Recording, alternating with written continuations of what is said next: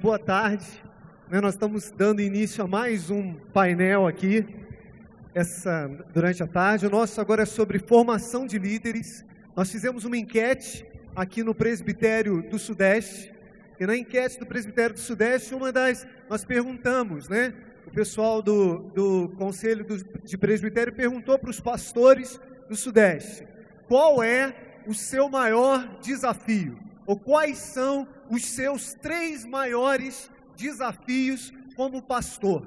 E a maioria, a primeira, apontado como maior dificuldade pelos pastores foi a formação de novos líderes, foi o envolvimento de liderança, foi conseguir formar essa liderança. Então, quando nós pensamos nesse painel, nós pensamos em explorar um pouco isso para a gente entender, o que pode nos ajudar nessa carência que parece que é geral entre nós. E antes de começar, eu quero lembrar que formação de líderes, discipulado, é algo que Jesus nos chamou para fazer pessoalmente, a todos nós. Lá em Mateus, capítulo 28, versículo 18, Jesus disse: olha, eu estou dando autoridade aqui, foi me dada autoridade, agora eu estou enviando vocês para que vocês façam discípulos assim como eu fiz discípulos. Então a gente também entende que isso é uma questão essencial, porque se foi a última coisa que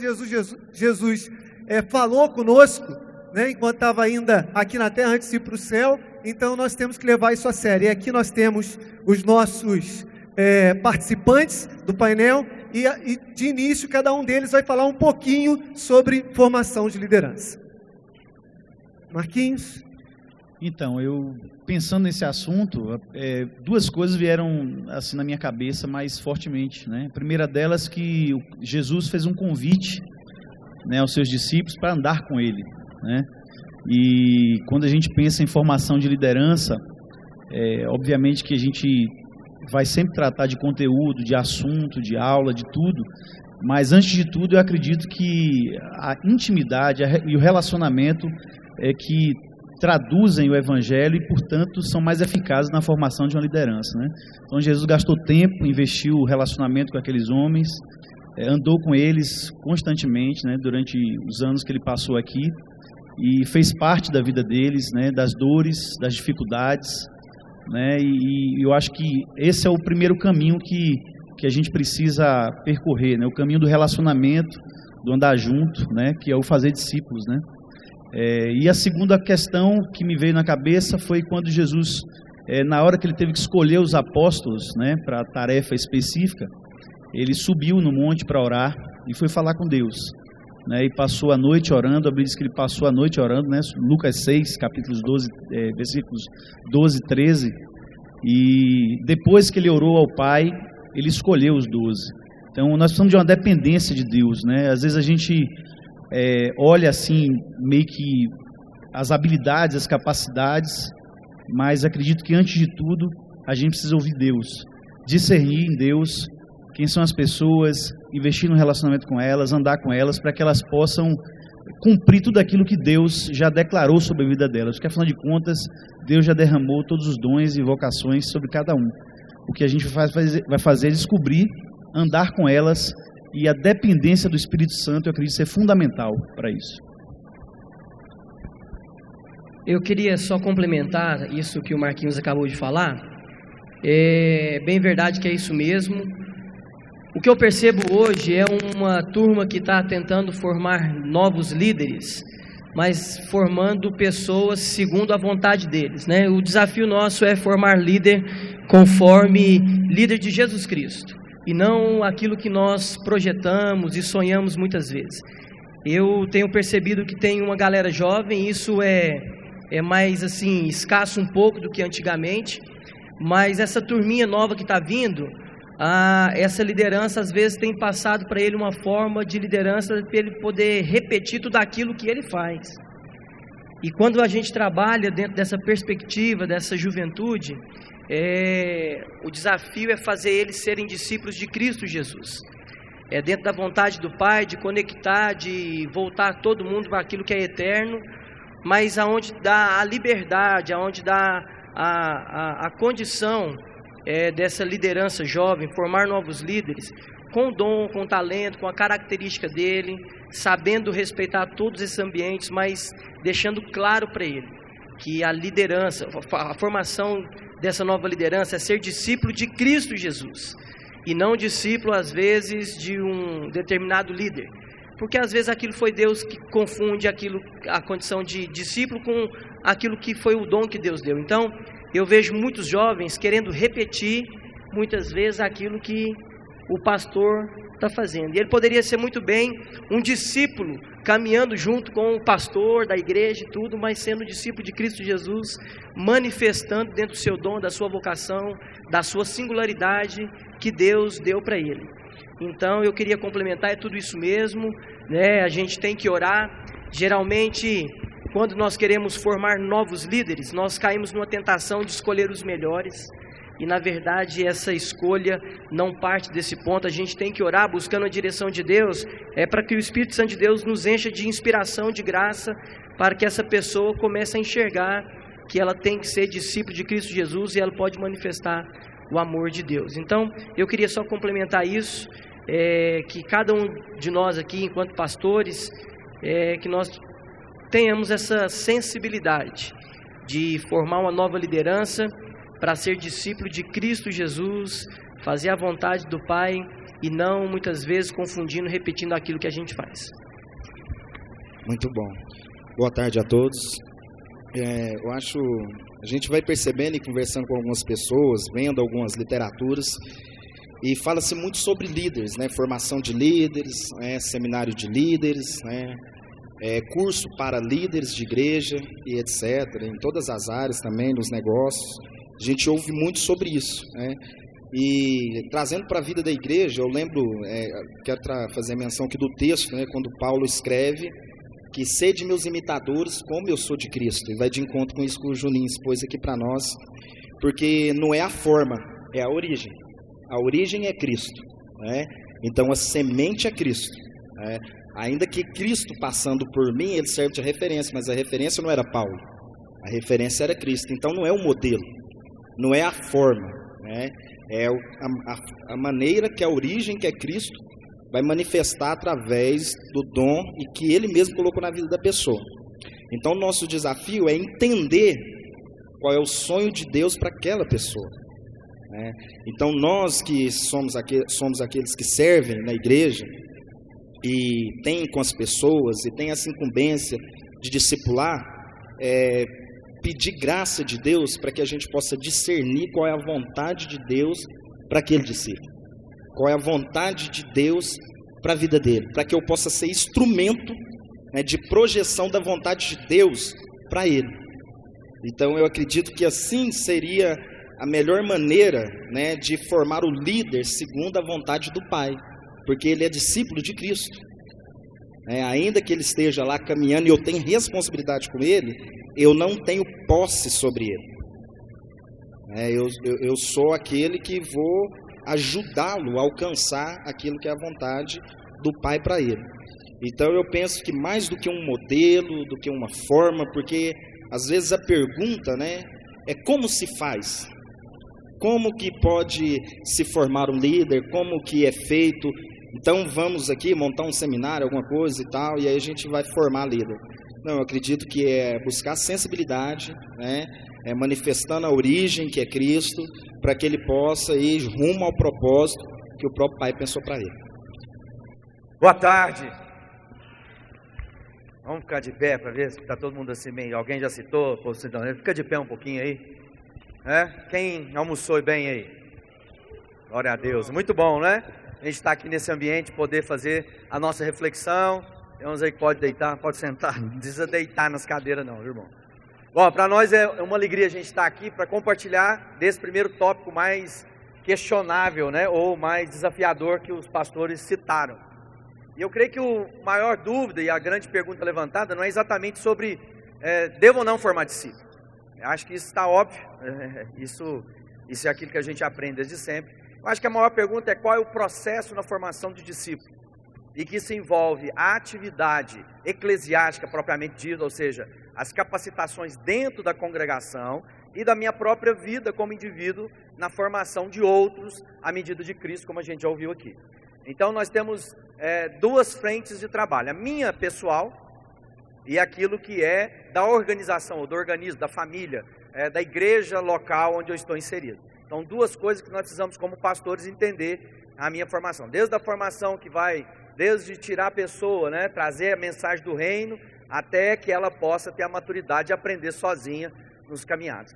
Há algumas pesquisas que dizem que dentro da igreja nós temos 4 tipos de pessoas, ou 4 etapas de amadurecimento na vida das pessoas. Toda a comunidade saudável vai encontrar esses 4 tipos, ou essas 4 faixas de maturidade dentro da família de igreja. A primeiro é os que estão buscando Deus, que não sabem nada de Deus e estão buscando. Esse é aquele que está entrando, está chegando sempre.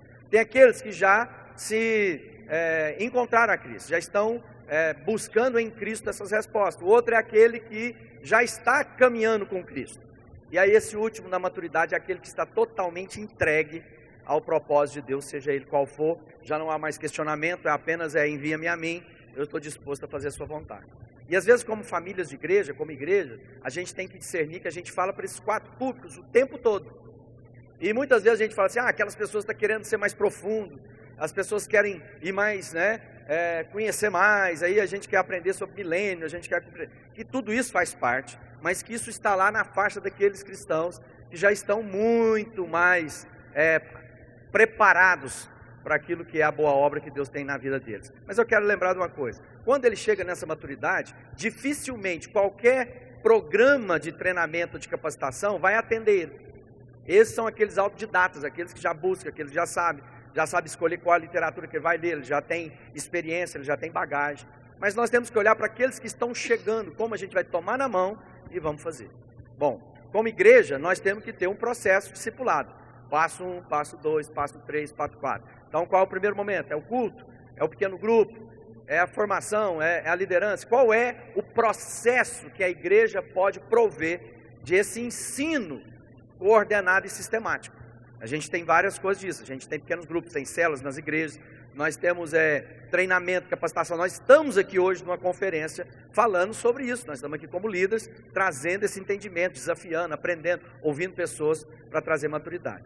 Então, a cada momento, mas eu quero deixar uma literatura que eu acho que cooperou comigo, eu descobri esse livro quando a gente estava lá encarregado do evangelismo, e na época a gente tinha uma congregação que era uma ponta de lança chamada Conviver, um local de jovens no centro da cidade, na avenida, e nós fizemos um pedido para montar uma biblioteca, e alguém doou um livro chamado O Plano Mestre de Evangelismo. Esse livro caiu na minha mão, nem sabia, ele tem a minha idade, esse livro, ele é de 1965, e é o livro que eu gostaria de ter escrito. Ele fala sobre seleção, ele fala de associação, ele fala de reprodução, ele fala de autorização, ele fala de supervisão, transmissão, ele fala de todo o processo que Jesus pegou o discípulo dele, quando ele ouviu a oração, Deus escolheu para ele, e até quando ele chega no final e fala assim, agora vocês vão e façam discípulos de todas as nações. Aí eu creio que todos nós temos que pensar em 2 pontos, minha vida individualmente e nossa vida como pastores, quais são os sistemas de ensino que nós temos dentro da família de igreja. Nós trocamos o nome, nós tínhamos lá no Ministério Sal da Terra, foi o que eu fiz, que eram os estudos de discipulado. Nós estudamos agora esses mesmos estudos, mas entendemos que discipulado é muito mais do que sala de aula. Então ele se tornou os estudos bíblicos fundamentais, que fala sobre a palavra de Deus, sobre criação, sobre queda, sobre pecado, sobre justificação, sobre tudo aquilo. Mas isso é uma etapa. Eu creio que quando fala de formação de liderança, a gente tem de primeiro entender que a gente não está formando auxiliares, né? Que às vezes a gente fala de formar liderança, mas às vezes é de cercar pessoas que vão nos ajudar naquilo que nós temos na cabeça.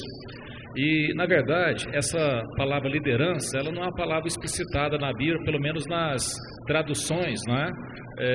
Até cerca de 20 anos atrás, né? Então essa liderança ela não aparece servo. Os homens, nesse mundo, eles se cercam de pessoas que os servem. Entre vocês não vai ser assim, mas vocês vão servir os outros. Então, a dinâmica que eu entendo, né, que Jesus usou, foi exatamente isso, de estímulo, né? Ele chamava as pessoas, chamou discípulos e ele já colocou sobre eles autoridade. Então, todo o poder o Pai me deu no céu e na terra, e, portanto, fazei discípulos, ensinando em meu nome, mas havia toda uma dinâmica, toda uma liberdade. E a correção, vamos dizer, de rumo, de situação, era feito à medida que as coisas aconteciam. Por exemplo, Jesus estava indo para Jerusalém, passaram numa cidade lá, as pessoas ficaram muito satisfeitas de receber Jesus, mas como tinha uma animosidade com a outra cidade, não, se vocês forem ficar aqui tudo bem, mas se vocês forem para Jerusalém, nós não vamos receber. Aí os discípulos, Senhor, o Senhor quer que a gente faz descer fogo do céu para consumir essa gente? Eu falo assim, não, vocês não sabem o espírito que vocês são. Então, eu creio que essa questão de formação de liderança tem muito a ver com estímulo a outros, porque aquelas pessoas que estão à volta, elas vão ocupar espaço que nós não vamos ocupar. Por exemplo, o Pedro foi um sujeito, um líder maravilhoso de pregar, muitas pessoas converter. Só que em termos de ministério, o André, que parece explicitamente que só chamou, né, e colocou o Pedro na salvação, né, em Jesus, então ele tem tudo que o Pedro colheu, mais o Pedro. Então ele tem um ministério maior do que o próprio Pedro. Então eu acredito que para a gente trabalhar em formação de liderança, as pessoas têm de ficar muito desarmadas diante da gente. Elas têm de crer sinceramente, não é? Que ali existem pessoas que estão o quê? Procurando ajudá-las a elas fazerem o quê? Aquilo que Deus chamou. Aquele que chama também é o que capacita. Então nós somos facilitadores. E para finalizar aqui essa minha participação aqui, lembrar que, diferentemente do que os filmes, e a gente pensa quando olha para Jesus e os discípulos, né? Jesus ele não tinha uma proeminência, ele não aparecia diante das pessoas, porque foi necessário na hora da traição que houvesse um código para que Jesus fosse identificado. Então o Judas fala assim, ó, aquele que eu beijar, aí pode prender que é esse. Então às vezes, quando nós falamos de liderança, nós não podemos ter assim uma diferenciação, mas nós estamos juntos o quê? Promovendo pessoas. E promovendo a que altura? Não sei a que altura. Né? Nós promovemos porque se é Deus que chama e Deus que realiza, então nós devemos ter esse estímulo na vida de que as pessoas possam ocupar o quê? Tudo aquilo que Deus tem o quê? Para elas.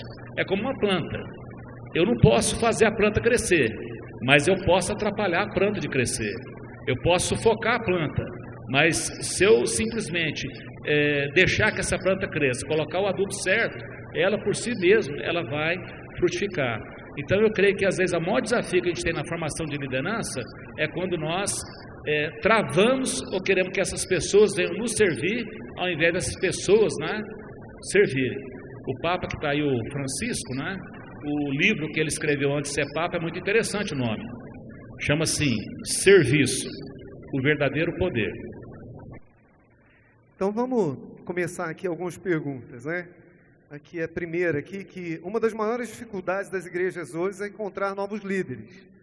Isso aí é um líder compartilhando conosco. Isso tem a ver com a falha dos pastores na formação dos novos líderes. Então, os pastores esqueceram como se forma líder?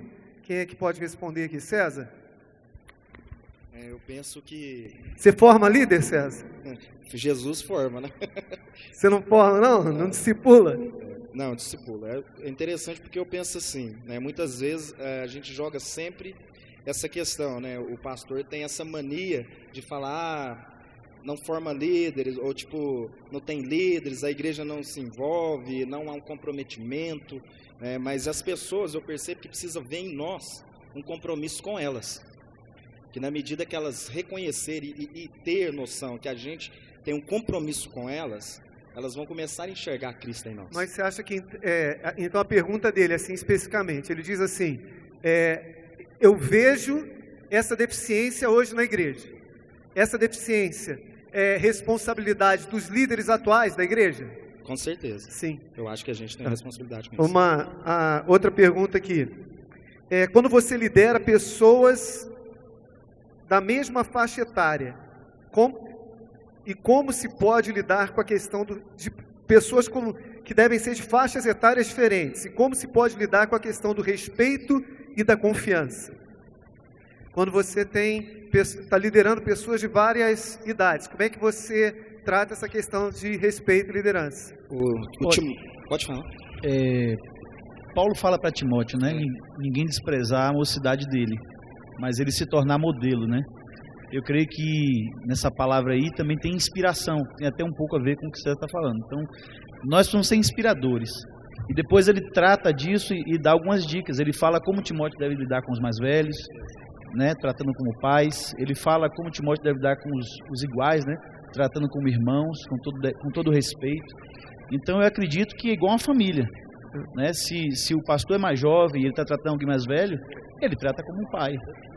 Ô Galvro, e quando são todos muito jovens, como é que você ensina eles a respeito de confiança, né, e respeito mútuo? Eu creio que tudo isso que a gente está falando aqui, a gente como pastores, nós temos que entender as nossas responsabilidades em todos os aspectos. Às vezes a gente tem transferido para as pessoas, ninguém entende, ninguém quer. Tá bom, o que você tem na mão hoje? Quais são as pessoas que Deus já colocou no processo? Eu tenho que compreender quais são. Às vezes eu estou enamorado de um certo modelo e uma expectativa, né? Se a gente fosse ser bem sincero, ninguém escolheria os jovens que Jesus escolheu. Jesus escolheu jovens para serem os líderes que impactaram a história depois que ele não estava mais. Então, o respeito vem quando as pessoas veem na sua vida integridade e percebem o seu compromisso com Deus que você serve. Ou seja, a partir do momento que todos nós temos o mesmo espírito e as pessoas na caminhada e na jornada percebem, mesmo que de forma diferente, o seu compromisso com Deus, elas vão se sentir mais seguras de deixar que você também as ensine, as instrua, as corrija. Então nós temos que ter essa percepção. Eu acho que é isso mesmo, vem da relação, né? Na relação, você vai conhecendo a pessoa e vai respeitando, né? Tércio, outra pergunta aqui. Líderes com problemas de pornografia. Então, acho que foi falado um pouquinho antes, então a pessoa está perguntando, se a gente tem tanta gente com problemas nessa área da vida, isso não foi um problema lá no discipulado, na formação do líder? Qual que é a pergunta? O problema da pornografia. Pois é, o que ele está perguntando é o seguinte, esse problema que a gente está vendo dos líderes aí com a pornografia, isso não é a forma que a gente forma líderes, que a gente está formando líderes mais fracos nesse sentido, moralmente? Bom, no Sermão da Montanha, Jesus, né, na época lá, não havia internet, situação como lá, mas ele fala muito claro, né, que aquele que olha para uma mulher com uma intenção impura no coração, né, ele já é réu do pecado máximo, no caso é adultério, de impureza, né, por aí fora. Então, eu acredito que a única coisa que aconteceu com o passar dos anos foi só a sofisticação, mas o problema sempre é o mesmo, é o pecado. E o que é o Evangelho? O Evangelho é o quê? É a purificação das nossas vidas, né? No sangue de Jesus nós somos purificados de todo pecado. Agora, é claro, evidente que como é que uma pessoa, né, impura vai tratar de purificar outros? Então, é uma situação que o que eu tenho compreendido, assim, eu tenho entendido, né, que quando eu falo assim, se nós andarmos na luz, como Ele está na luz, nós mantemos comunhão uns com os outros, e o sangue de Jesus, seu Filho, nos purifica de todo pecado. Porque essa situação é uma situação, né, que é de gente solitária. Então, por exemplo, a questão da pornografia, a pessoa que não está nem tendo contato com uma outra pessoa, mas está viajando de maneira, vamos dizer assim, virtual, é uma pessoa que está o quê? Totalmente isolada, não é? E vivendo uma vida o quê? Complicada. Então, por exemplo, liderança disso, gente, a gente está falando de serviço, né? A gente está falando de serviço. Então, eu creio firmemente que toda essa situação tem que ser colocada no sentido assim, Jesus, como é que Jesus formava os líderes? Vivia junto. Amém. Então é nessa comunhão que eu acredito, né, que existe uma purificação, que no caso está falando de pornografia, mas na régua da Bíblia fala até do pensamento, não tinha nenhum terminal, não tinha um celular. Não tinha um... Então pecado é pecado. Então na vida de um discípulo a gente tem que identificar e ajudar ele a entender. Existe pecado sofisticado, né? E o Cordeiro de Deus, o sangue foi derramado para purificar todos os pecados. Né? Amém. Isso tem nome, é pecado, como o Tércio está falando. E às vezes a gente vai relevando ou vai amolecendo moralmente, e talvez se houve falha no ensino do radicalismo, né? Radicalismo é descer a raiz, ou seja, quanto mais profundo eu for com Deus, então talvez mais confrontado o meu eu, meus olhares, os meus toques. E a pior encrenca não é nem a questão do pecado, porque de pecado aqui todo mundo que conhece praticou, né?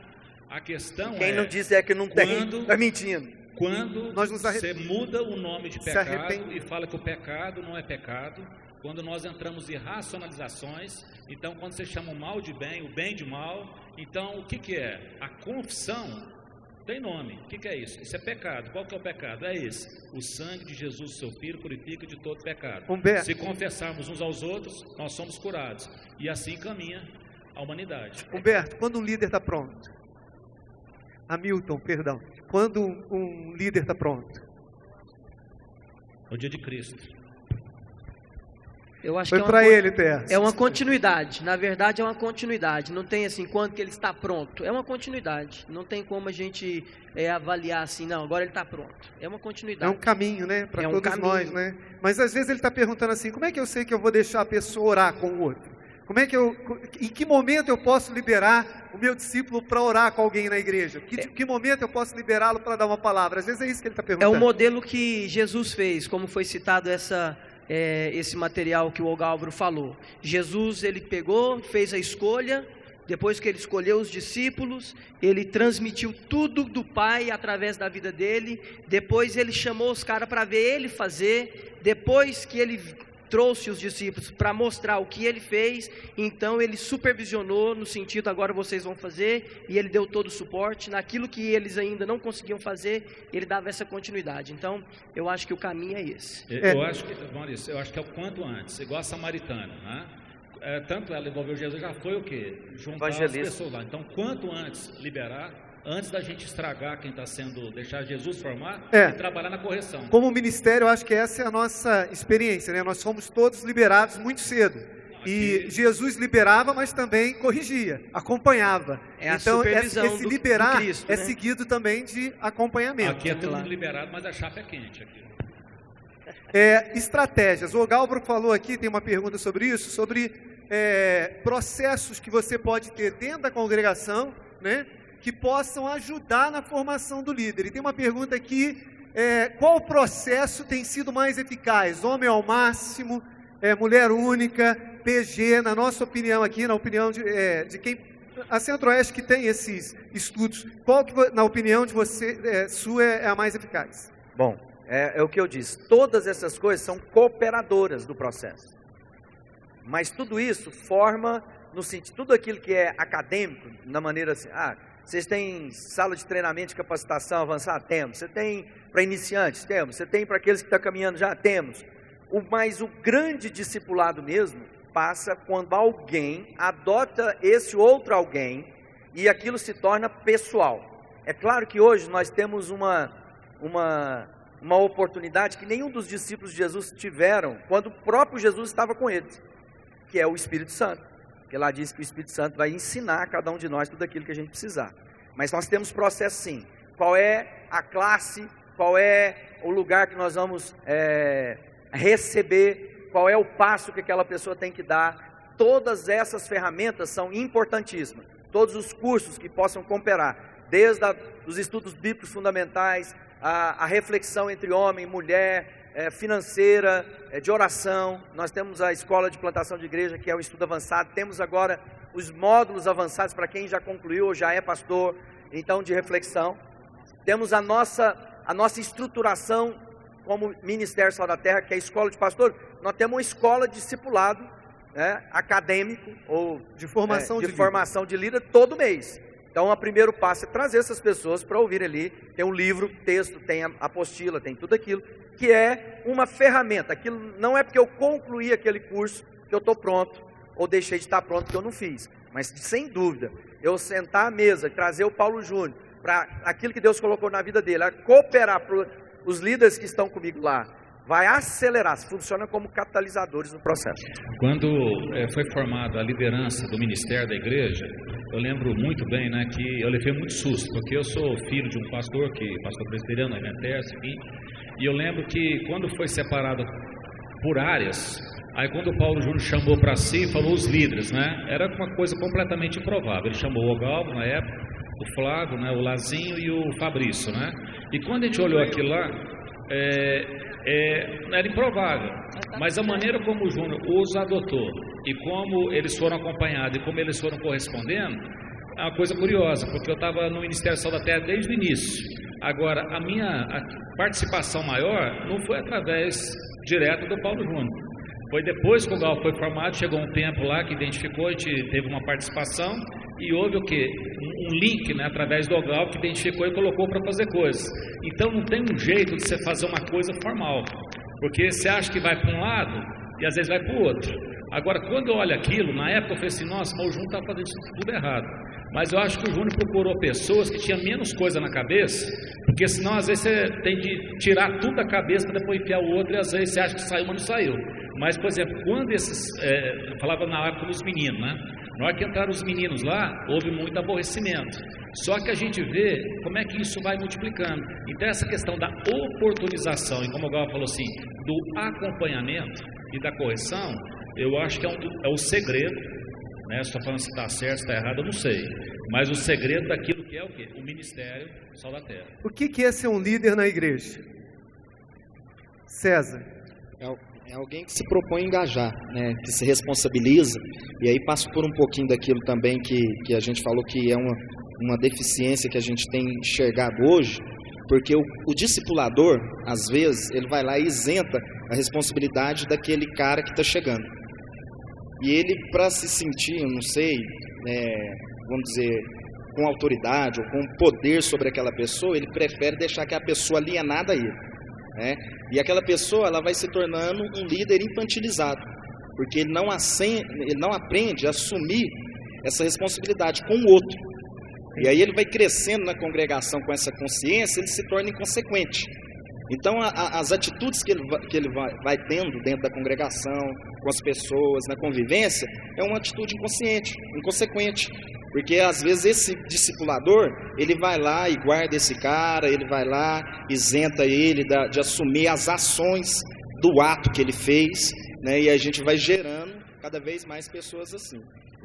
Marquinhos, A gente todo deixa mundo pode ser líder? Só completar um minutinho, irmão. Nós fizemos uma mudança. Às vezes a gente estava lá, quando a gente chamava todo mundo de liderança lá na igreja. Quando a gente estava no evangelismo, isso que o Ter está falando, então nós tínhamos a equipe formalizada, mas tinha um tanto de rapaz, moça que a gente trazia junto, e alguns que tinha convertido no final de semana anterior e que já estava na semana seguinte dando testemunho na escola. E para muita gente que era mais louca ainda. Então era um processo que a gente dizia, não, mas ele está comigo, eu estou acompanhando, ele está ministrando na minha autoridade com ele. Então eu estou aqui para responsabilizar com ele no processo. Ele não está sozinho, ele está debaixo, né, de orientação, ele não está só. Hoje a gente mudou o foco um pouco, a gente tem chamado mais gente para o serviço da igreja e a gente não deu o nome deles de líder, mas de voluntário. Porque o líder, você vai requerer dele toda essa coisa, está pronto, ele já tem isso, ele já corrigiu todas as coisas, já mudou. O voluntário é o ambiente, que ao invés de estar com ele na escola, é o ambiente dele estar agora mais próximo, em que algum líder vai adotar ele como um companheiro de caminhada e vai junto desenvolvendo esse processo. Liderança é posição ou influência? Marcos. Sem dúvida que influência, né? Todo mundo pode ser líder, então? Eu acredito que o chamado vem de Deus. Obviamente que quando você vê a história bíblica, há homens que se responsabilizaram e outros que não se responsabilizaram. Mas se liderança não é posição e sim influência, então quer dizer que aquela senhora que está na igreja e que ela exerce influência sobre duas pessoas que sentam ao lado dela todo domingo, ela conversa com elas, depois ela liga para elas e depois ela ensina elas. Ela é líder ou não é líder? É líder. Ela está exercendo uma É uma liderança nata. Ela é líder. Ela é uma líder. Então, na verdade, não é só líder aquele que está na plataforma. Não é líder só aquele que tem o nome de líder. Não é líder. Líder é todo aquele que de alguma forma entendeu que pode exercer influência sobre o outro de forma a produzir na vida do outro algo diferente. Isso. Então isso é importante, porque as perguntas que estão aqui estão assim, todo mundo pode ser líder? E aquela pessoa que quer ser líder e ela não tem características para ser líder? Talvez o que está na plataforma não é líder. Agora Talvez, é interessante, amigo, que isso que o Maurício está falando, a gente entender algumas coisas.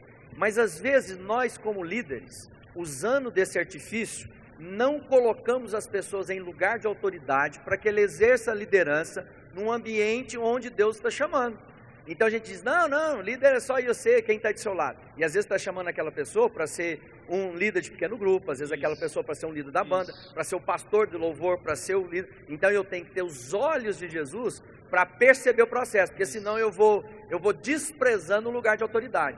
E Jesus diz, olha, eu os autorizo agora, para que vocês façam o que vocês têm que fazer. Ele separou, ele nomeou os discípulos no meio de uma multidão, porque estava um tanto de gente atrás de Jesus, mas Jesus separou um e deu eles nome e os chamou de apóstolos. Calhau, rapidinho Pode aqui. falar. Eu queria voltar naquela pergunta lá, porque estou sentindo aqui incomodado. É a dificuldade de formar liderança jovem, né? Eu queria só contribuir no sentido. Há um tempo atrás, eu peguei uma literatura aqui na Sal da Terra e tinha uma frase lá que eu acho que ela é fantástica, que fala assim, nada sobre nós sem nós.